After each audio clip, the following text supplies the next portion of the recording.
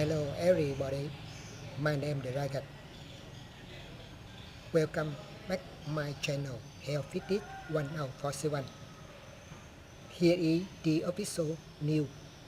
Follow me. Welcome to a deep dive. We've gathered a stack of sources covering some, well, pretty intense recent events playing out across Los Angeles and nearby areas, and we're here to try and help make sense of it all. That's right.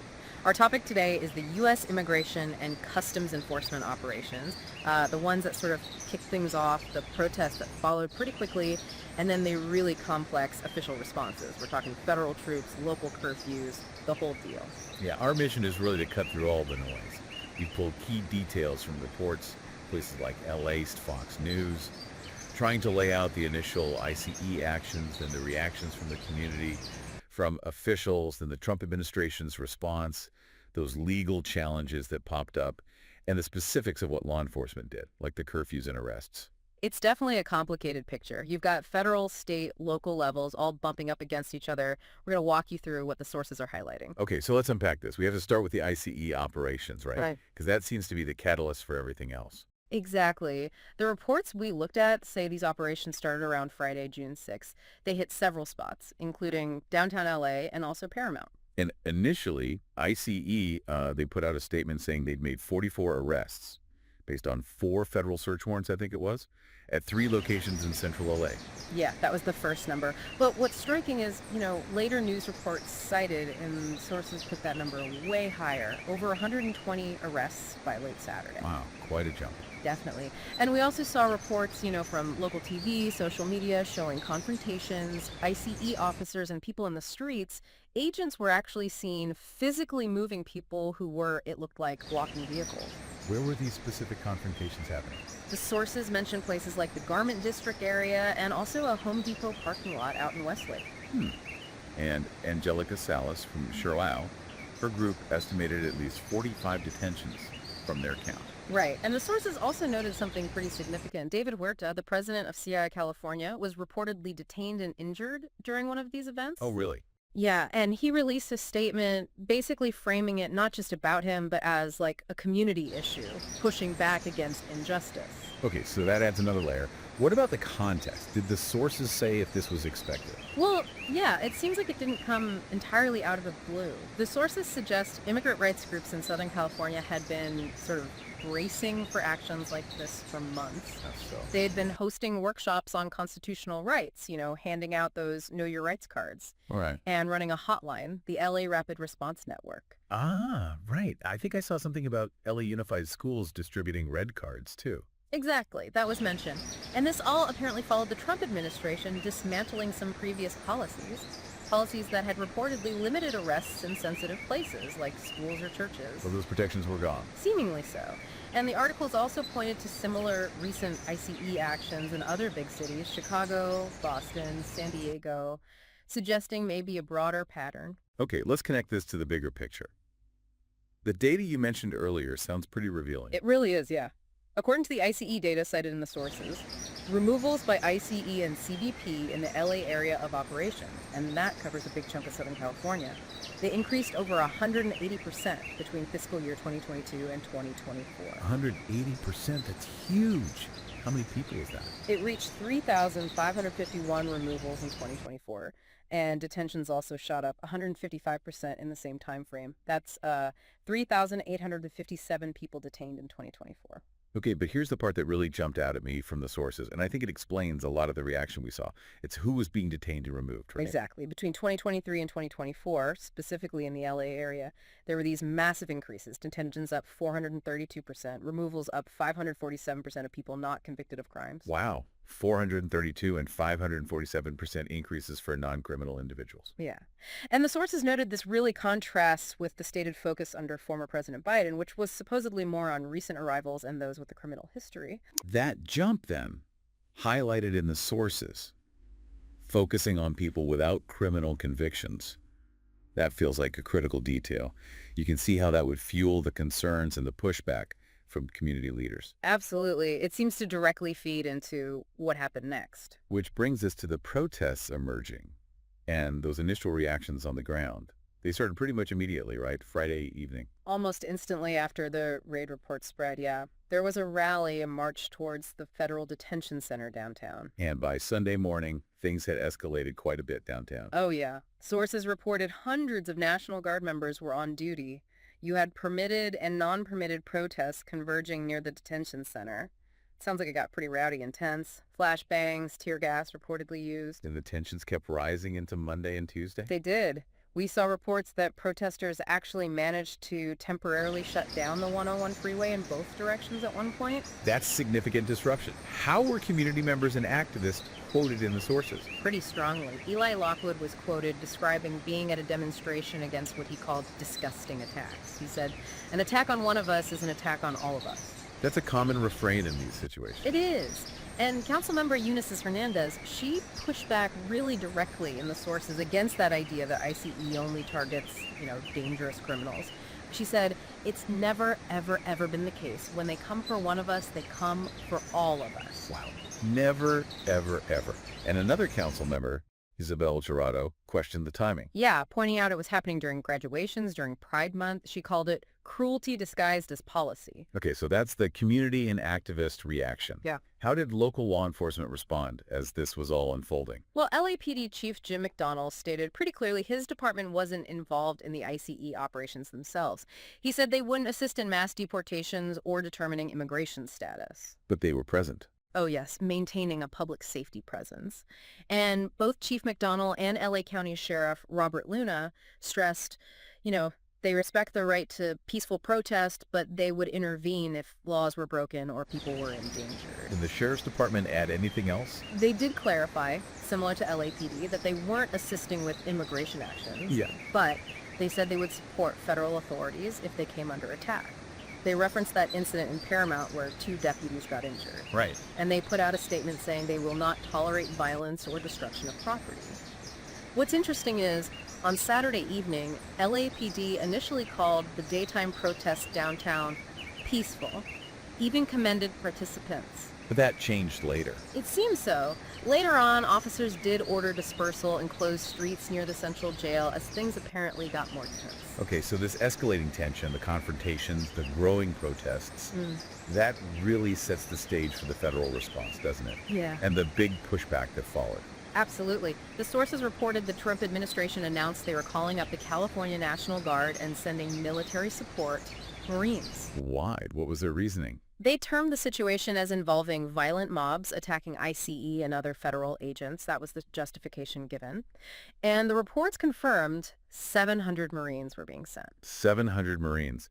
And how was this being reported? You mentioned Fox News earlier. Yeah, Fox News reporting cited, and the sources used terms like LA riots. They featured commentary describing it that way. Defense Secretary Pete Hegseth stated the deployment was about maintaining law and order, defending federal agents.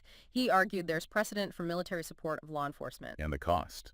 Did the sources mention that? They did. An estimated $134 million for the 60-day deployment of the Marines and the National Guard. $134 million.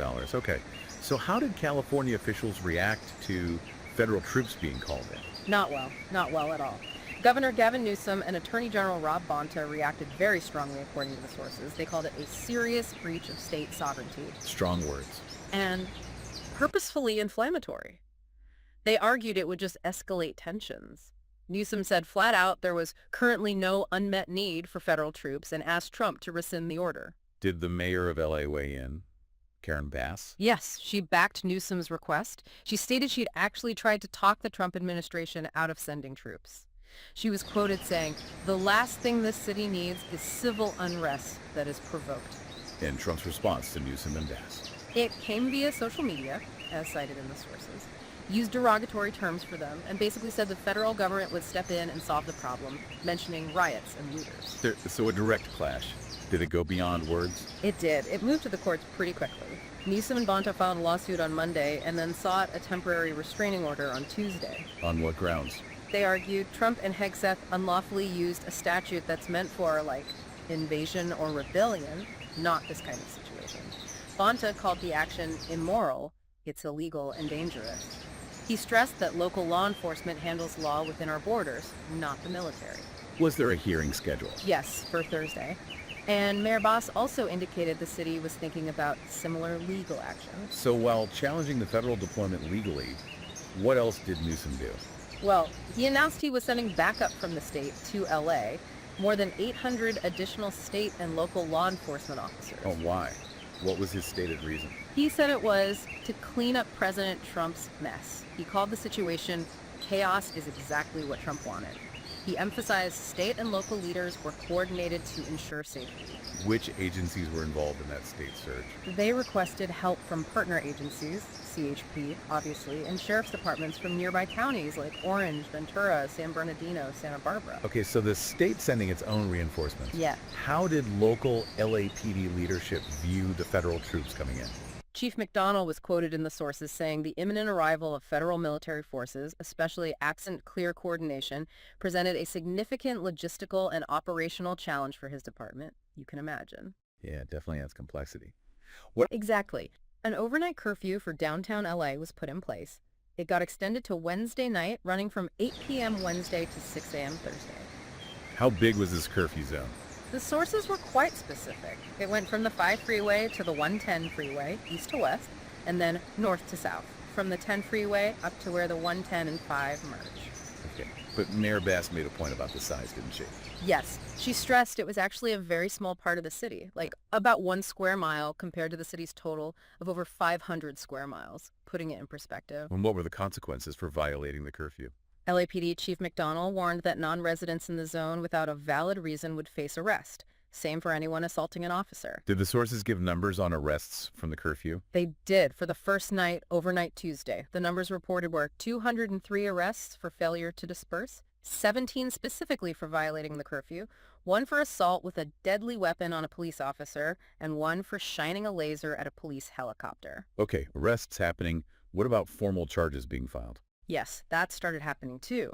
The U.S. Attorney's Office announced federal charges on Wednesday against 2 L.A. County men. They were accused of possessing Molotov cocktails during protests, 1 in Paramount, 1 downtown. Molotov cocktails, that's serious. Very. Facing up to 10 years federally, one of them is accused of actually throwing a lit cocktail at deputies in Paramount. Both are in custody. Any other federal charges mentioned? Yeah, 2 others facing misdemeanor federal charges down in Santa Ana. Accused of assault on a federal officer throwing things like bottles and cans during demonstrations on Monday. And what about state-level charges from the L.A. County DA? Yes, DA Nathan Hochman announced state charges Wednesday in 5 cases from the weekend protests.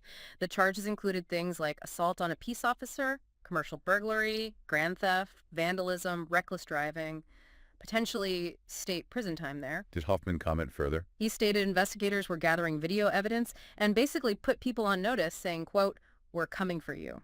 Any specific examples of those state cases? The reports highlighted a couple. A Gardena man accused of passing out commercial fireworks that were then thrown at police, injuring an officer, and 2 separate defendants accused of driving motorcycles into a line of officers downtown, knocking several down and injuring 1. Wow, so definitely instances of violence and serious charges resulting from them.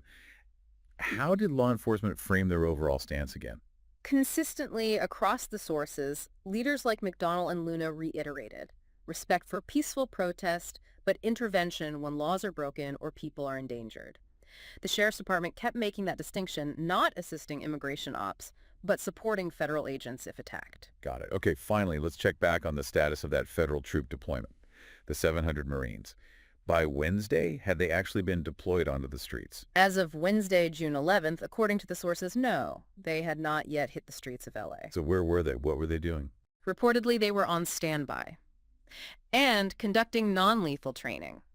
There was aerial footage mentioned from Tuesday, apparently showing dozens of Marines practicing hand-to-hand combat and crowd control drills on a field down in Seal Beach, just south of LA County. Training for crowd control. Did military leadership comment on their role? Yes. Marine Corps Commandant General Eric Smith stated they were acting under U.S. Northern Command NORTHCOM, and their role was limited, protecting federal property and personnel. He explicitly said, according to the sources, they weren't meant for broader local law enforcement. So a specific limited mission. That was the statement. Defense officials also noted these Marines are an infantry unit, so they needed specific training on protocols for domestic use of force. They had apparently done 4 days of training, expected at least one more, finishing maybe Friday. And Defense Secretary Hegseth reiterated the mission's purpose. He testified it wasn't about lethality. It was about, quote, maintaining law and order on behalf of law enforcement agents, citing precedent again. And that legal challenge from Newsom, the restraining order. Ah, yes, the judge. A federal judge on Tuesday night reportedly declined Governor Newsom's request for an immediate temporary restraining order. So, for the moment, the deployment authority stood, pending further arguments. Okay, so let's pull back and look at the whole picture based on these sources. What does it all really mean? Well, you essentially have the federal government defining the situation one way, right? Seeing violent mobs, justifying federal military intervention based on that, and sending troops. Right, taking very specific, very significant actions based on that viewpoint. And then completely contrasting with that, you have state and local officials. They see it very differently, mostly as protests, acknowledging some violence, but framing it as something local law enforcement is handling or can handle with state support. And they're not just disagreeing, they're actively pushing back, legally challenging the federal actions, deploying their own resources. Exactly. So what's really fascinating here is that stark contrast, not just in how they talk about it, but how those different perceptions lead to completely different actions and these jurisdictional clashes. It really throws the tension between a federal power and state or local control into sharp relief, especially when things get volatile. It really does, and it raises a big question, I think. When you consider that data, the sources cited the big jump in detentions of non-criminal individuals, and then you layer on these wildly different accounts from different levels of government about whether federal troops were needed or even helpful. What does this whole episode tell us? What does it reveal about the really complex, often conflicting priorities and authorities that are tangled up in immigration enforcement and managing public order in the U.S. today? That's definitely something to chew on. Complex is probably an understatement.